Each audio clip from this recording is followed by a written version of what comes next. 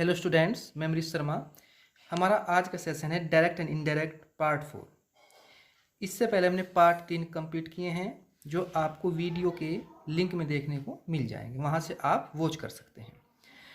और सबसे पहली direct indirect concept wide video, उसमें केवल कॉन्सेप्ट बताया गया है डायरेक्ट इनडायरेक्ट को करने का। उसमें 3 या 4 टेबल आपको देखने को मिलेगी और वो आपने वॉच की होगी। वॉच ना की हो तो आप उसको वॉच करेंगे, क्योंकि उसको वॉच करने के बाद आपको डायरेक्ट इनडायरेक्ट महज एक इजी वे कॉन्सेप्ट लगेगा। इतना इजी कॉन्सेप्ट लगेगा कि आपको ये हवा जो आपके दिमाग में है कि डायरेक्ट इनडायरेक्ट एक हवा है, वो आपके दिमाग से साफ हो जाएगा। आपके लिए डायरेक्ट इनडायरेक्ट बहुत ईजी लगेंगे आपको करने के लिए। तो change the flowing into direct from of speech. तो हमारा पहला क्वेश्चन है। हमने इसमें केवल वीडियो में 2 ही क्वेश्चन लिए हैं आपके, और 2 क्वेश्चन लेने का मतलब ये आपका इंट्रोगेटिव फर्स्ट टाइप क्वेश्चन है। दोनों हमने 2 क्वेश्चन इस वजह से लिए हैं क्योंकि एक क्वेश्चन आपका इजी है स्टार्टिंग का, नंबर 1, और नंबर 2 क्वेश्चन आपका बहुत टिपिकल्ट है, बहुत हार्ड है। हार्ड क्यों है?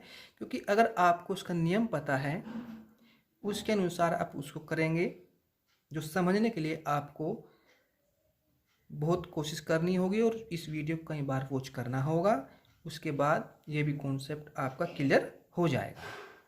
तो question number 1, he said to me comma in comma will you come to my house today. और लास्ट में क्वेश्चन मार्क और कोमा क्लोज। तो ही सेड टू का अगर इंट्रोगेटिव होगा तो आप आस्क्ड करेंगे, he asked me. Comma inverted comma के स्थान पर इफ का प्रयोग आई, क्योंकि देखो आपको इफ के बाद में इंट्रोगेटिव फर्स्ट टाइप में क्या लेना है, इफ के बाद में आपको सब्जेक्ट लेना है।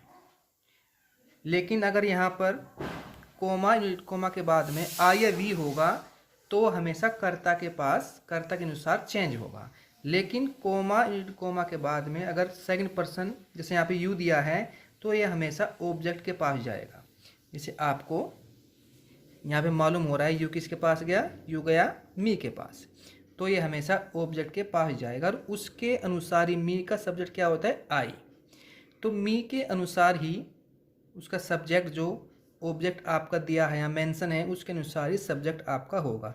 आई का सब्जेक्ट क्या होता है, सॉरी मी का सब्जेक्ट क्या होता है, आई। ठीक है, तो आई के साथ हमेशा सेल का प्रयोग और वी के साथ हमेशा सेल का प्रयोग। आई और वी के साथ सेल का प्रयोग, और सेल का क्या होगा, शुड होगा। बाकी सभी के साथ विल का प्रयोग। यहाँ पर प्रोनाउन यू था, यू के साथ विल था, यहाँ पर आपने चेंज किया आई किया, और आई के साथ सेल और सेल का शुड। तो आई शुड कम टू, अब फिर प्रोनाउन आया आपका माई। माई क्या है आपका, फर्स्ट पर्सन, लेकिन पॉजेसिव के रूप में है। किसके पास गया, फर्स्ट पर्सन हमेशा कर्ता के पास जाएगा। ये आई के पास गया, ये आपका ही के पास गया, माई ही के पास गया। और ही का सब्जेक्ट क्या है आपका, ही का सब्जेक्ट है आपका,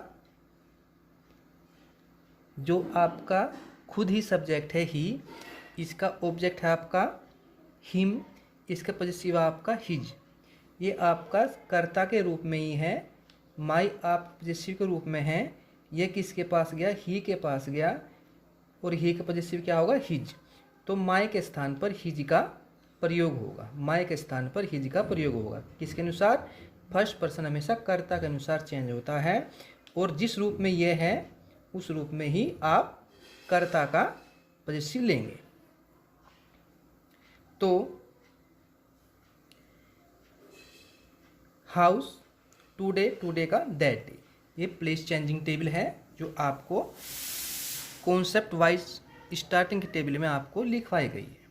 और लास्ट में केवल क्वेश्चन मार्क के स्थान पर आप फुल स्टॉप करेंगे। क्यों?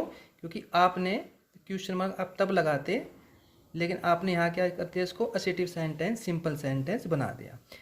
यहाँ पर इंट्रोगेटिव क्यों था, क्योंकि कोमा इट कोमा के बाद यहाँ पर विल स्टार्टिंग में लिया गया, टेंस स्टार्टिंग में लिया गया था, इसलिए क्या था, ये इंट्रोगेटिव था। अब ये सिंपल सेंटेंस हो गया। नंबर 2, बड़े ध्यान से आपको देखना होगा। Ramu said have you hear that Mohan has been looted by decorates. डाकू ने उसको लूट लिया। तो रामू आस्क्ड इफ, आई ले सकते हैं आप, वी भी ले सकते हैं, had hear that Mohan has been looted by decorates. ये तो उसका राइट ऑप्शन हुआ। लेकिन इसको समझने के लिए आपको काफ़ी लंबा कॉन्सेप्ट दिया गया है जो आपको समझना होगा। तो नोट यहाँ से प्रारंभ करते हैं। आसान तरीका है इसका, बड़ी कक्षाओं के लिए सही नहीं है। जो उसका आसान तरीका है वो बड़ी कक्षाओं के लिए सही नहीं है। आसान तरीके में क्या करते हैं, अगर रिपोर्टेड स्पीच देखो, इसके रिपोर्टेड जो आपका डायरेक्ट होते हैं इसके 2 पार्ट्स होते हैं। पहला पार्ट जो ओपन हिस्सा होता है, कोमा से पहला यहाँ से लेकर यहाँ तक का, इसको बोलते हैं रिपोर्टिंग वर्ब। और जो कोमाज के अंदर हिस्सा होता है, ये यहाँ से लेकर यहाँ तक, इसको बोलते हैं रिपोर्टेड स्पीच या रिपोर्टेड वर्ब। तो अगर रिपोर्टेड स्पीच में सेकंड पर्सन हो, ये आपका देखो सेकंड पर्सन है रिपोर्टेड स्पीच में, ये आपका यहाँ पर सेकंड पर्सन दिया हुआ है।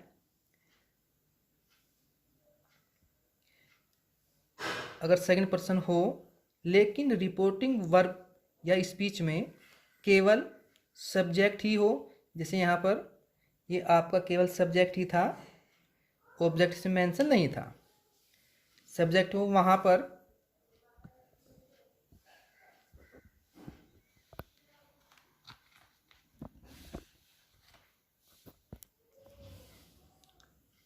लेकिन रिपोर्टिंग स्पीच में केवल सब्जेक्ट ही हो, जैसे यहाँ पर सब्जेक्ट था, वहाँ पर ऑब्जेक्ट ना हो, तो आप अपने मन के अनुसार, अपनी इच्छा के अनुसार ऑब्जेक्ट में हिम, हर, दैम, मी, अस कुछ भी ले सकते हैं। ये इसका इजी कॉन्सेप्ट है, ये आपका इसमें इजी कॉन्सेप्ट है।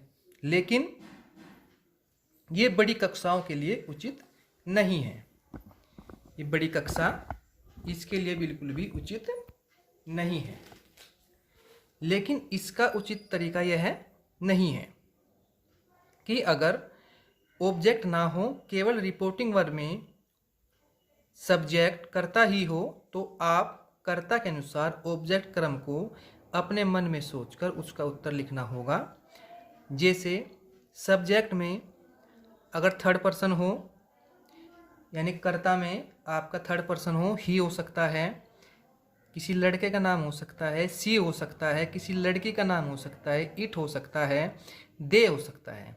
तो ऑब्जेक्ट्स के अभाव में आपको फर्स्ट पर्सन का ऑब्जेक्ट मानना होगा। अगर आपको स्टार्टिंग में, अगर आपको रिपोर्टिंग वर्ब में कर्ता थर्ड पर्सन मिल जाए, ही मिल जाए, किसी लड़के का नाम मिल जाए, सी मिल जाए, किसी लड़की का नाम मिल जाए, इट मिल जाए, दे मिल जाए, तो आपको रिपोर्टिंग वर्ब के ऑब्जेक्ट में फर्स्ट पर्सन का ऑब्जेक्ट मानना होगा। फर्स्ट पर्सन का ऑब्जेक्ट कौन कौन सा है आपका? फर्स्ट पर्सन केवल 2 ही हैं, आई है और वी है। आई का ऑब्जेक्ट मी और वी का ऑब्जेक्ट अस। ठीक है, तो आप मी मान सकते हो, अस मान सकते हो। दूसरा, अगर सब्जेक्ट में उल्टा हो जाए, यानी कि स्टार्टिंग में कर्ता के स्थान पर क्या आ जाए, कर्ता के स्थान पर फर्स्ट पर्सन आ जाए और फिर रिपोर्टेड वर्ब में यू दिया है लेकिन ऑब्जेक्ट उसमें भी नहीं है, तो फिर आपको थर्ड पर्सन मानना हो। कहाँ पर? आपको थर्ड पर्सन मानना होगा ऑब्जेक्ट में। थर्ड पर्सन आप कौन कौन सा मान सकते हैं? हिज मान सकते हैं, हर मान सकते हैं, इट मान सकते हैं, दे मान सकते हैं, दैम मान सकते हैं, आदि मान सकते हैं। तो अगर मुख्य बात यह है, अगर आपके पास केवल सब्जेक्ट है, ऑब्जेक्ट नहीं है, अगर आपके पास केवल सब्जेक्ट है, ऑब्जेक्ट नहीं है। अब हम इस क्वेश्चन को दोबारा रिपीट करते हैं। एक बार दोबारा मैं आपको बता रहा हूं, अगर रिपोर्टिंग वर्ब में केवल कर्ता कर्ता हो, कर्म ना हो यानी कि ऑब्जेक्ट ना हो, और रिपोर्टिंग वर्ब का कर्ता थर्ड पर्सन हो, तो ऑब्जेक्ट में आपको फर्स्ट पर्सन का ऑब्जेक्ट मानना होगा। अगर आपका इससे उल्टा हिसाब हो जाए यानी कि आपका कर्ता में फर्स्ट पर्सन हो तो थर्ड पर्सन मानना होगा ऑब्जेक्ट में। अब दोबारा सुने, फर्स्ट पर्सन आपका कर्ता हो तो ऑब्जेक्ट में थर्ड पर्सन आपका सब्जेक्ट हो तो ऑब्जेक्ट में थर्ड पर्सन। तो इसको रिपीट करते हैं इस क्वेश्चन को हम। Ramu said have you hear that Mohan has been looted by dacoits. तो रामू सैड का आस्क्ड, कोमाज के स्थान पर इफ। देखो रामू क्या है, आपका ही हो या रामू हो, ये आपका थर्ड पर्सन है, तो आपने यहाँ पर यू के बाद हैव दिया है, प्रोनाउन है सेकंड पर्सन, लेकिन यहाँ पर ऑब्जेक्ट का अभाव है, तो जब यहाँ पर थर्ड दिया है तो यहाँ पर आपको फर्स्ट का ऑब्जेक्ट मानना होगा। यहाँ पर फर्स्ट दिया है तो यहाँ पर आपको थर्ड का ऑब्जेक्ट मानना होगा। ठीक है, तो अब यू जाएगा फर्स्ट पर्सन के ऑब्जेक्ट के अनुसार।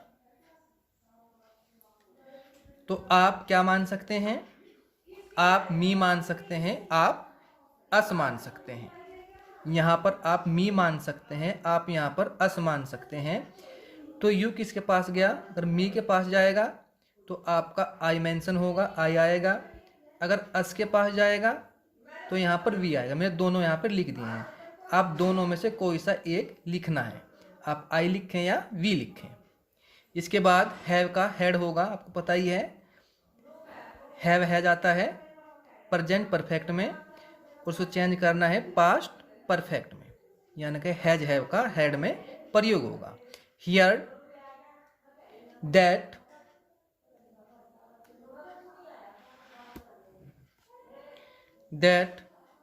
Mohan has been looted by dacoits. तो ओके गाइज, ये आप इसको समझ चुके हैं। अगर यहाँ पर आपका सब्जेक्ट थर्ड पर्सन हो तो आपको ऑब्जेक्ट में मानना होगा, आपको लिखना नहीं है, मानना होगा फर्स्ट पर्सन का ऑब्जेक्ट। अगर यहाँ पर फर्स्ट पर्सन हो तो यहाँ पर थर्ड पर्सन का ऑब्जेक्ट लिखना होगा। ओके गाइज, तो ये वीडियो आपको कैसे लगी कमेंट्स में ज़रूर लिखें। Okay, thank you very much guys.